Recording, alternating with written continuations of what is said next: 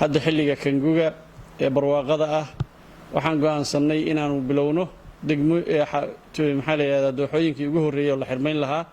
ka bilowna degmada Garowe oo ah dooxada Cadadheero iyo dooxada Labadulley oo ah dooxooyin aad u qurux badan toog badan ay soo biyeeyaan wax badan loo baxsado xilliga maaragtay abaarta ah markii ay barwaaqo badan helaan laga bilaabo maanta way xiran yihiin dooxooyinkaasi muddo bil ah wasaaraddu waxay soo jeedisay muddo 15 casho ah laakiin roob kala damana waa da'een dhulkiina maxaa la yiraahdaa wuxuu u baahan yahay xilli inuu gaaro ay dhirtu rido fiitada rido ama xayga rido si marka roob dama yimaado ay dhir badan u soo baxdo dhibaatooyinka deegaanka gaaray waxa kamid ah dhirtii oo aan gaarin xilligii ay ridi lahaayeen seedka ama fiitada ridi lahaayeen ayaa la cunaa muddo waxa laga yaabaa hadda 20 sano inaan geedna uusan fiita ridin wax geedo cusub ay noo soo bixin geedkii hore oo maaragtay xoogaa qoyo oo isna in badan dhimato mooyaan sidaasna deegaankii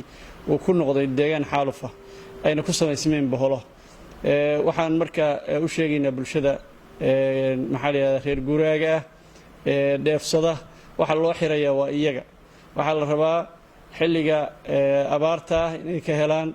naq iyo cawsba ay ka helaan iyagoo waliba ceelashii iyo biyihii u dhow haddii rabbi idmo oo aan sii waqtigu insha Allah ilaahay noo saamaxo dooxooyinka kalena xirmooyinkaasaan gaarsiin doonaa labadan xirmo labadan dooxo xirmooyinkoodana waxay inoo noqon doonaan tijaabo dadkoo dhamme ay u bogaan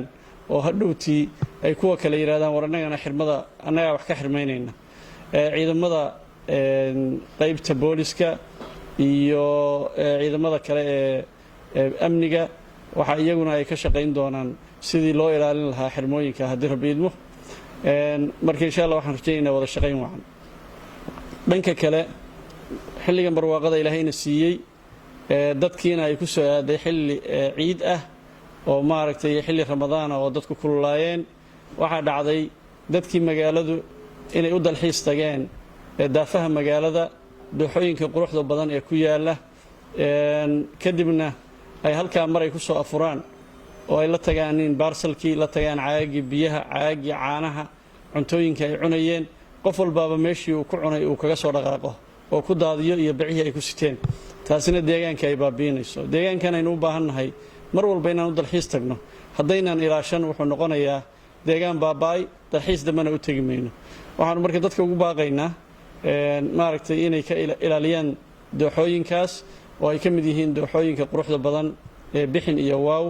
oo hadda si aada loo aado markii ay dhacday ciidiina